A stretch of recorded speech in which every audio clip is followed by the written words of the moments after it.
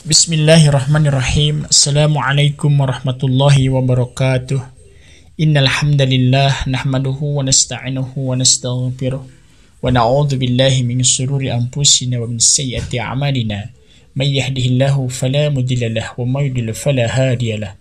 Asyhadu an la ilaha illallah wahdahu la syarika lah wa asyhadu anna Muhammadan 'abduhu wa rasuluhu sallallahu alaihi wa ala alihi wa ashabihi wa atba'ihi bi ihsan ila yaumiddin wa sallama tasliman katsira amma ba'd. Hadirin sahabat online yang dirahmati Allah, alhamdulillah dengan izin Allah Subhanahu wa taala kita dipertemukan kembali. Mudah-mudahan semuanya dalam rahmat dan ridha Allah Subhanahu wa taala.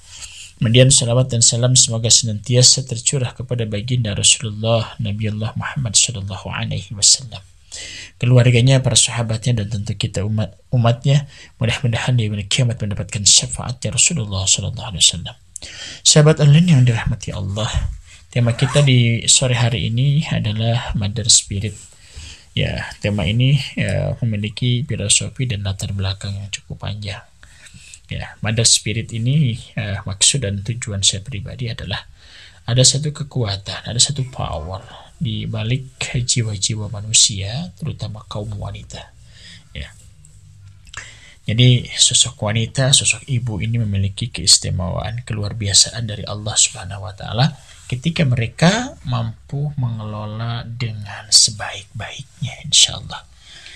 Nah, kemudian tema ini terinspirasi oleh dua hal. Yang pertama, firman Allah Subhanahu wa taala di dalam surat Al-Isra ayat 23 yang bunyinya a'udzubillahi samil alim wa qadha rabbuka alla ta'budu illa iyyahu wa bil walidaini ihsana imma yablughanna indakal kibara ahaduhuma aw kilahuma fala taqul lahumu uffi wa la tanharhuma wa qul lahumu qawlan karima wahfid lahuma janaha dhulli minar rahmah wa qurrabik firhamhuma kama rabbayani shaghira, yang artinya, dan Tuhanmu telah memerintahkan agar kamu jangan menyembah selain Dia, dan hendaklah berbuat baik kepada ibu bapa. Jika salah seorang di antara keduanya atau kedua-duanya sampai berusia lanjut dalam pemeliharaanmu, maka sekali-kali janganlah engkau mengatakan kepada keduanya perkataan dan janganlah engkau membentak keduanya, dan ucapkanlah kepada keduanya perkataan yang baik. Dan hendaklah dirimu terhadap keduanya dengan penuh, dan rendahkanlah dirimu terhadap keduanya dengan penuh kasih sayang, dan ucapkanlah, wahai Tuhanku, sayangilah keduanya sebagaimana mereka berdua telah mendidik aku pada waktu kecil.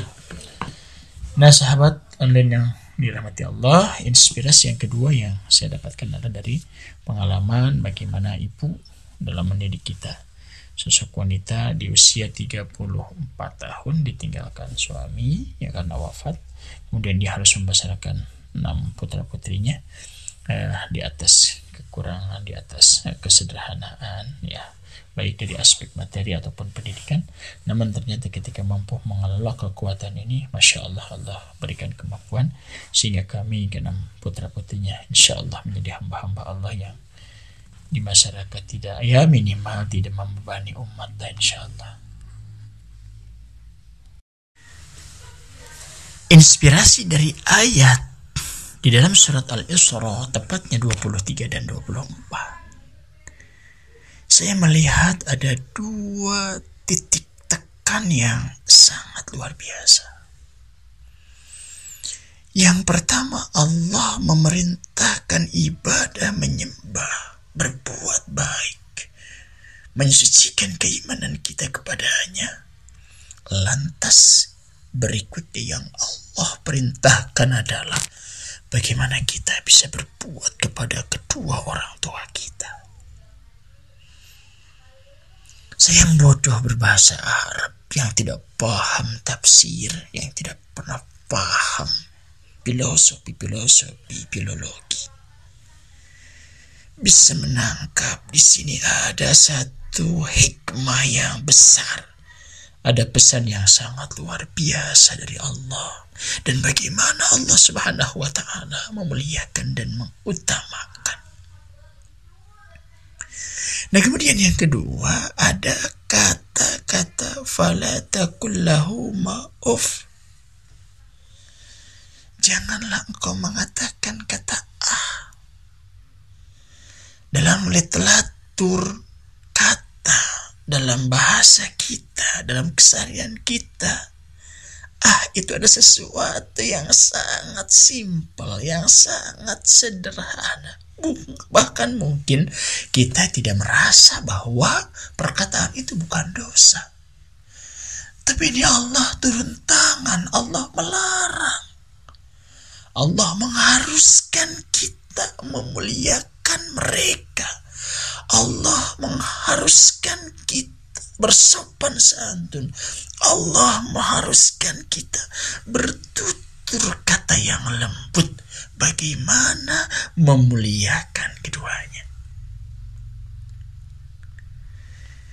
Nah, kemudian sahabat online yang dirahmati Allah,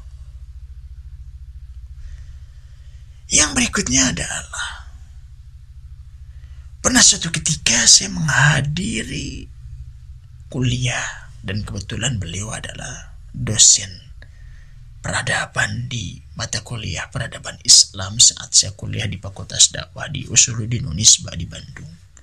Beliau adalah Profesor Mansur Suryanegara.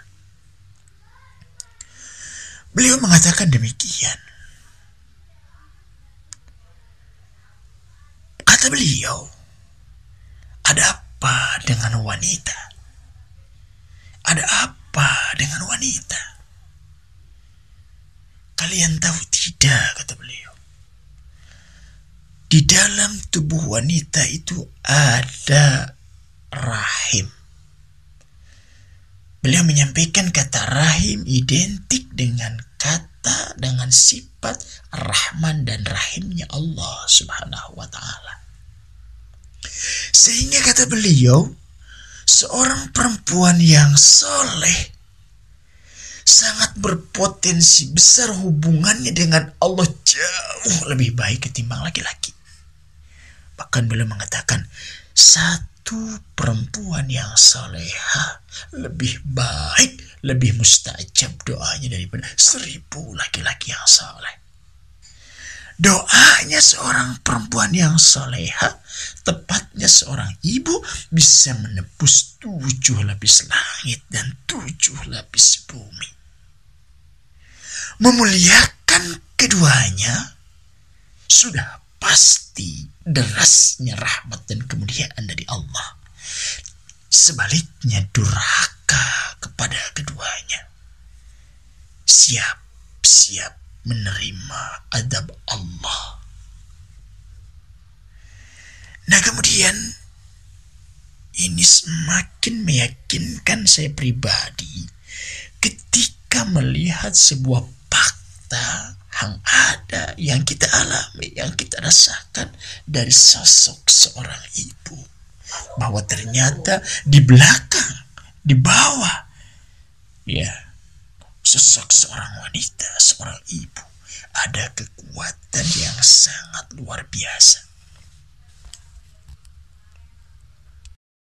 Nah, kemudian sahabat online yang dirahmati Allah, kita bisa melihat bagaimana seorang laki-laki yang sukses, yang mampu mengemban amanah, hatta sekalipun mengemban risalah layaknya Rasulullah SAW, ia di sampingnya senantiasa didampingi dan ditemani oleh seorang wanita yang salehah, yang luar biasa.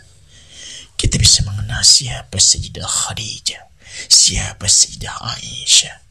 Kemudian juga kita bisa melihat para pemimpin-pemimpin dunia.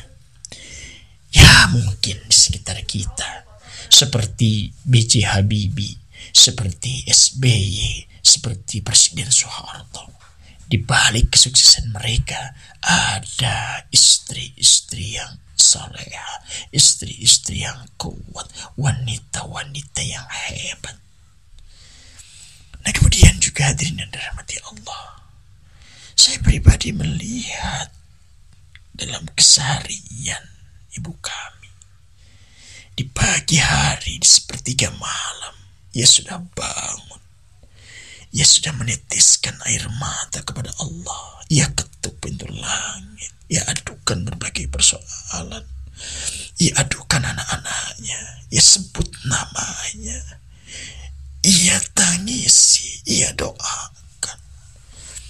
Kemudian ketika matahari mulai bersinar, ia kadang menjadi pekerja serabutan di sawah-sawah orang, di ladang-ladang orang, di kebun-kebun orang. Kemudian ada banyak keluh kesah yang ia tutupi. Bahkan pernah suatu ketika tidak ada makanan, hanya sedikit makanan. Dan saya pribadi tahu ia belum makan. Tapi ia tidak memakannya karena untuk anak-anaknya. Ketika saya tanya, apakah Emak sudah makan? Ibu sudah makan? Aku sudah. Padahal persis demi Allah saya belum melihat ia makan. Masya Allah. Ia bisa bersabar. Ia bisa bertawakal. Ia bisa kuat seperti itu. Hadirin yang dirahmati Allah. Dan saya merasakan ada banyak kemudahan. Bagaimana saat kuliah menjadi mahasiswa dengan waktu kuliah tercepat, IPK tertinggi. Saat itu hanya 3 tahun 2 bulan, IPK 3,81, mendapatkan beasiswa sejak semester 2. Dan berbagai persoalan senantiasa saya adukan, dan setelah mengadu ke Allah, pasti saya adukan kepada orang tua. Dan Masya Allah banyak kemudahan. Bahkan sampai saat ini pun, sampai kaki saya menginjakan kaki di Mekah, menginjakan kaki di Jerman, menginjakan kaki di berbagai negara, berkeliling Indonesia. Allah mudahkan segala urusan. Tidak lepas senantiasa yang aku pinta setelah memohon kepada Allah adalah kepada ibuku, kepada istriku, adalah kepada wanita-wanita yang memiliki potensi dan kekuatan yang sangat luar biasa. Maka dari itu, hai sahabat online yang dirahmati Allah, berbahagialah kalian kalau ibu bapak kalian masih ada. Ridallah, biridal walidain. Susah mendapatkan ridha Allah, itu susah. Tapi akan sangat mudah manakala kita mendapatkan ridha kedua orang tua. Al-jannatu tahta aqdamil ummahat. Surga itu ada di bawah telapak kaki ibu. Maka Rasul mengatakan, rugi kalian tidak bisa masuk surga padahal ibu bapak kalian masih ada. Jangan sekali-kali menyakiti kaum hawa, kaum wanita, ibu kita, istri kita, anak kita, siapapun dia. Ingat, jeritan batinnya tidak ditolak dan mampu menembus 7 lapis langit dan bumi. Masya Allah, tabarakallah. Kita bisa menyaksikan yang mendurhakai ibunya, yang sering mengkhianati dan menyakiti kaum hawa. Tidak Allah berkahi dan tidak ia mendapatkan kesuksesan dalam hidupnya. Inilah sahabat online yang dirahmati Allah, akar filosofi awal yang menjadi dasar pemikiran saya bagaimana Mother Spirit ini hadir.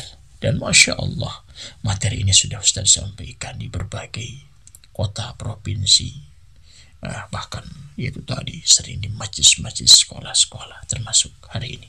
Mudah-mudahan menjadi inspirasi untuk kita, dan mudah-mudahan Allah Subhanahu wa Ta'ala mengumpulkan kita dengan ibu bapak terkasih, tersayang kita di surga Firdausnya nanti insyaallah. Jazakallah sikum wa nafsi bitaqwallah. Assalamualaikum warahmatullahi wabarakatuh. Baik sahabat online yang dirahmati Allah, ini ada pertanyaan dari Novita Sulasti di Gerbitung. Pertanyaannya, Bismillah, Assalamualaikum warahmatullahi wabarakatuh. Ustaz, afwan, izin bertanya, berkenaan Mother Spirit, salah satunya ada ridhonya orang tua adalah ridhonya Allah. Bagaimana tanda yang bisa kita ketahui jika Allah meridhoi kita, jika Allah meridhoi kita melalui orang tua kita? Nah, itu ya. Jadi begini, yang pertama, sahabat yang dirahmati Allah, bahwa segala sesuatu merujuk pada syariat Allah, ya. Allah akan ridho pada saat segala sesuatu itu memang sesuai dengan aturan yang Allah buat. Artinya apa? Perilaku sikap kita terhadap orang tua, juga orang tua terhadap kita, menjadi ridho Allah pada saat apa yang kita lakukan dengan orang tua kita sesuai dengan apa yang diperintahkan Allah, apa yang dilarang Allah, apa yang diteladankan oleh Rasulullah Shallallahu Alaihi Wasallam. Nah, kemudian yang kedua, tanda keriduan ini tentu nanti kita akan dimudahkan dalam segala urusannya, gitu ya. Akan dimudahkan dalam segala urusannya. Oleh sebab apa? Karena pada saat orang tua kita ridho kepada kita, maka doa dia akan tertumpah kepada kita. Dan mengapa doa seorang orang tua kita, terutama ibu kita, misal begitu mustajab di hadapan Allah?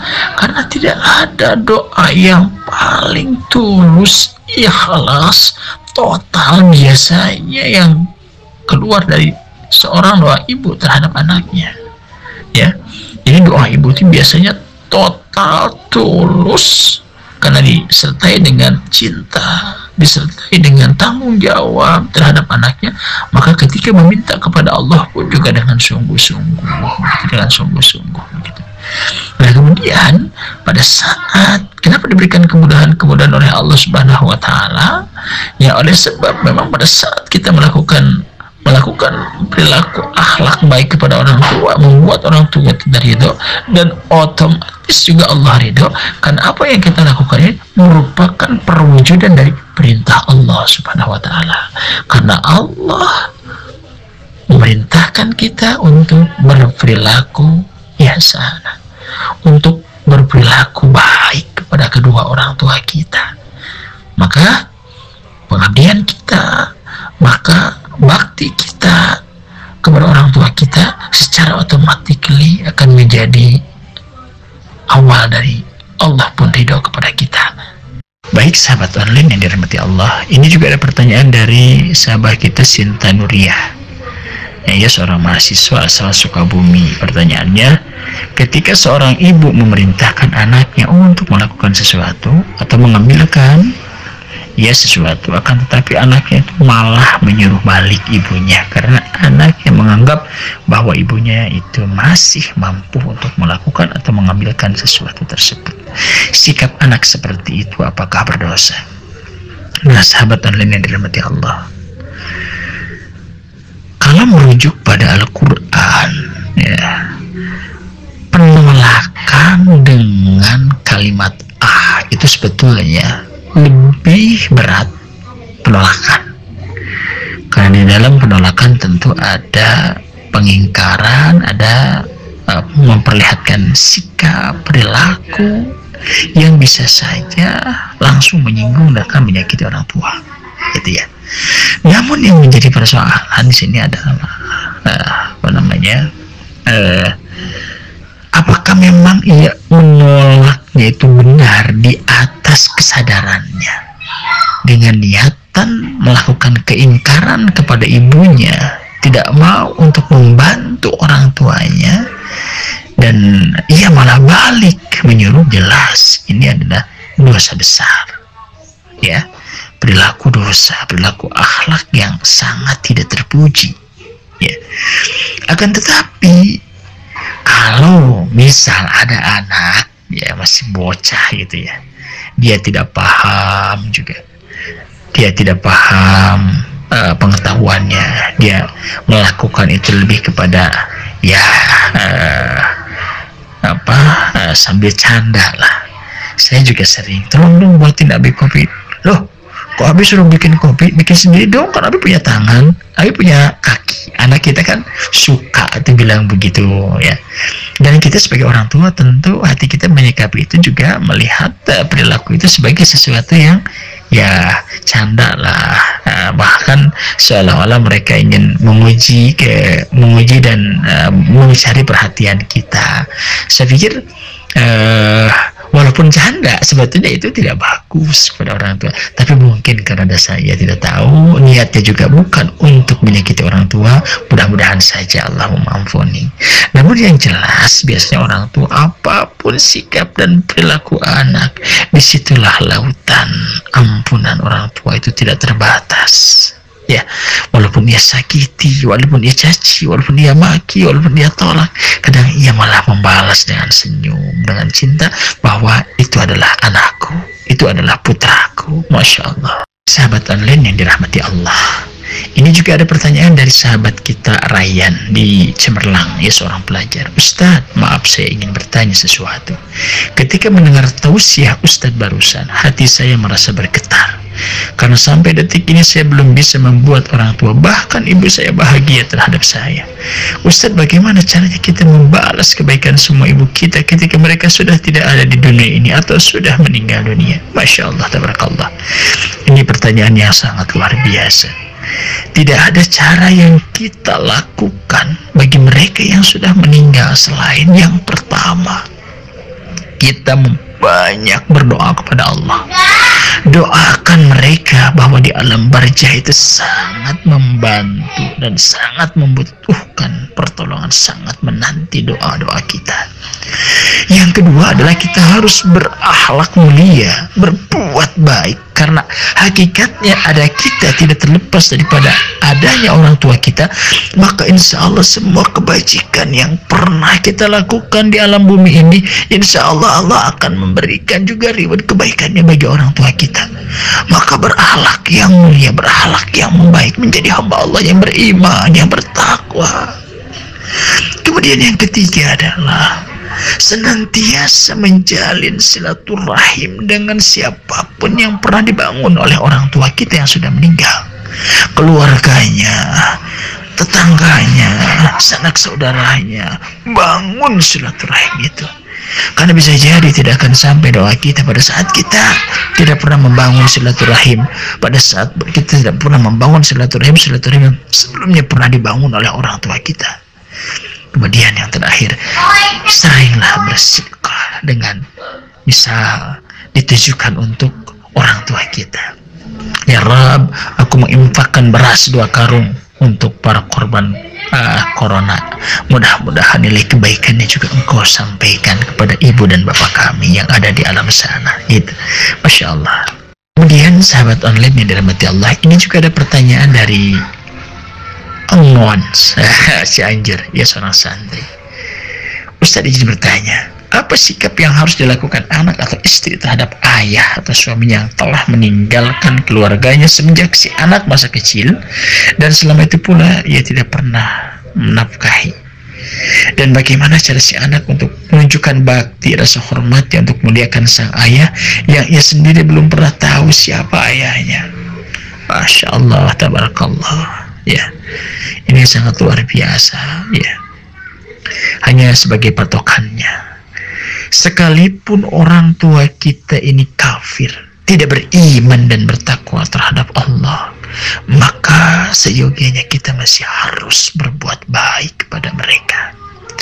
Maka pada saat kita dihadapkan dengan situasi seperti ini, karena hakikat apapun yang datang kepada kita tidak terlepas dari kehendak Allah Subhanahu wa Ta'ala. Ambil saja hikmahnya. Allah ingin menguji kita tanpa melihat ayah dan ibu kita, tanpa tahu apakah kita akan menjadi hamba yang senantiasa berbakti kepadanya. Setidaknya apa yang harus kita lakukan, minimal seringlah kita berdoa kepada Allah untuk kebaikan orang tua kita. Dimanapun dia berada, Allah Maha tahu. Sambil terus kita berikhtiar mencari dan menemukan di mana sebetulnya orang tua kita. Kemudian sahabat online, ini pertanyaan berikutnya dari AR Sukabumi, seorang mahasiswa. Assalamualaikum Ustaz, ingin izin bertanya mengenai doa mustajab seorang ibu. Apa semua yang sudah menjadi ibu perempuan sudah menikah yang akan mustajab doanya? Bagaimana yang belum menikah, perempuan yang sudah balik? Bagaimana kriteria ibu yang Allah muliakan? Untuk yang pertama, ya, rahim itu ada pada wanita, entah ia menjadi ibu ataupun belum menjadi ibu. Jadi pada saat ia seorang perempuan yang soleha, senantiasa ia berdoa kepada Allah, senantiasa ia menyambungkan batinnya dalam relung-relung doanya, memohon kepada Allah Subhanahu wa Ta'ala, maka insya Allah mustajab doanya. Ya, mustajab doanya. Nah, kemudian bagaimana kriteria ibu yang Allah muliakan? Ibu yang Allah muliakan tentu adalah ibu yang senantiasa bersyukur atas fitrah dan karunia ia sebagai wanita dan ibu. Kemudian ia senantiasa taat melaksanakan perintah-perintah Allah, menjauhi larangan-larangan Allah, senantiasa istiqamah di dalam kebaikan, dan senantiasa memberikan keteladanan yang baik. Ia mencintai Allah, mencintai Rasul, juga mencintai keluarganya. Tentu tidak ada yang terbaik bagi kita saat ini selain daripada ibu kita sendiri. Semoga Allah merahmati, mengampuni, menyayangi kedua orang tua kita. Ya Rabb, kumpulkan kami bersama kedua orang tua kita. Ya Rabb, jangan jadikan kami sebagai asbab masuknya mereka ke dalam nerakanya Allah. Akan tetapi ya Rabb, jadikan kami sebagai penghalang pintu neraka. Masukkanlah mereka ke dalam surganya Allah. Subhanallah. Baik sahabat online yang dirahmati Allah, ini ada pertanyaan dari Salman, ya, asal Sukabumi. Maaf Ustadz, bagaimana apa yang harus saya lakukan ketika melihat seorang ibu yang dibentak sama anaknya di bulan suci ini, sampai-sampai si ibu tersebut nangis dan endingnya beliau minta maaf sama anaknya tersebut, sementara si ibu tidak bersalah. Ketika kita mau ikut bicara dalam kesalahpahaman tersebut, si anak itu membentak, "Kamu jangan ikut campur saya, lagi mapah banget," katanya. Begitu nah kita, atau saya misalkan tidak mau berkepanjangan soalnya bulan Ramadan juga kan. Nah, apa si anak yang saya misalkan tidak membela ketika ibu itu dibentak oleh kakaknya berdosa atau gimana? Dan apa yang harus dilakukan saya atas kejadian ini, sementara si kakaknya yang membentak tadi tidak mau mendengarkan apa yang sebenarnya terjadi? Baik, sahabat yang dirahmati Allah, ini adalah kejadian yang sangat luar biasa, ya, kejadian yang sangat luar biasa. Seorang anak berani membentak, apalagi sampai meneteskan air mata ibunya. Koresan sakit yang terkores di dalam hati ibu belum tentu akan terhapus ila yaumil qiyamah. Tetesan air mata apabila sang ibu tidak memaafkan, belum tentu tetesan air mata itu bisa mematikan kobaran api neraka. Sebab tidak ada seorang anak yang pernah meneteskan air mata ibunya kecuali Allah sediakan bara api untuknya di yaumil kiamat, kecuali sang ibu memang mengikhlaskan, memaafkan dan meridhokannya. Bagaimana ketika kita melihat kasus seperti ini? Sama saja kita melihat satu kemungkaran yang sangat luar biasa. Maka sikap kita tidak ada selain 3 hal. Yang pertama, kita melakukan dengan ikhtiar yang keras, man ra'a munkaron falyughayyir biyadihi, ya. Apabila kita melihat kemungkaran, maka rubah dengan tangan kita, ingatkan, luruskan, gitu kan, luruskan. Wahai kakakku, engkau telah melakukan kemaksiatan, itu dosa. Kemudian juga kita meraih hati ibu kita, memotivasi mereka untuk bersabar. Nah, kemudian kita tidak mampu karena mungkin takut, karena mungkin diancam, karena mungkin lemah-lemah, setidaknya kita benci terhadap perilaku itu. Seraya kita memohon kepada Allah, semoga saudara kita diberikan ampunan oleh Allah, dibukakan hidayah oleh Allah Subhanahu wa Ta'ala. Kemudian dan mengajak ibu kita untuk melapangkan hatinya, memaafkannya.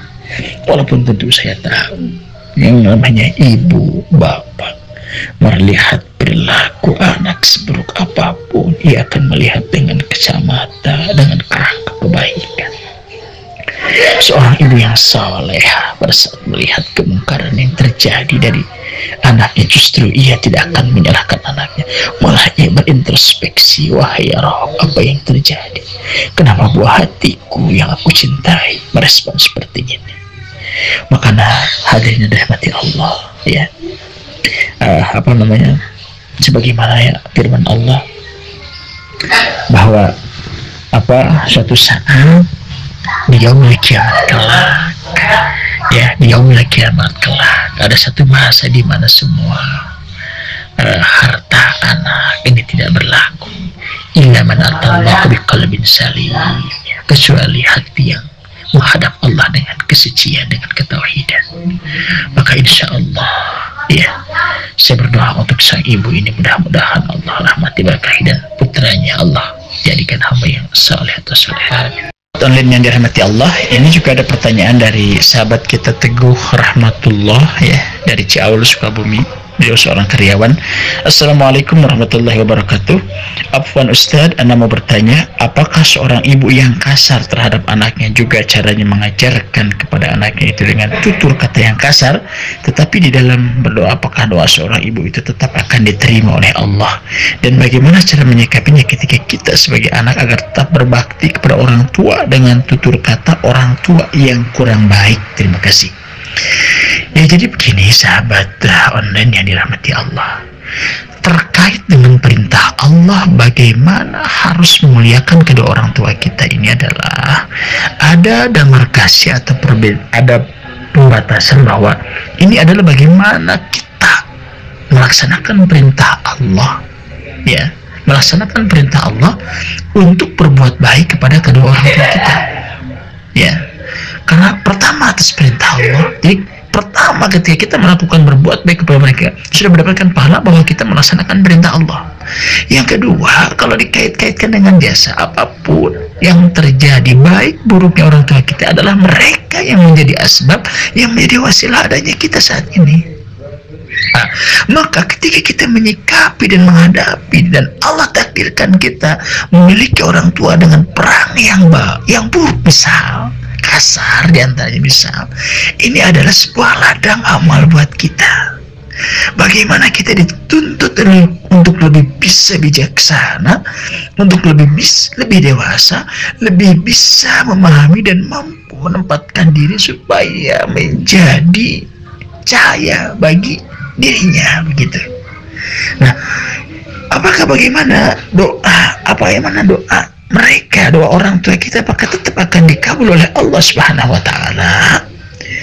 Wallahu a'lam. Kita tidak tahu niat kasarnya orang tua kepada kita, motivasinya apa.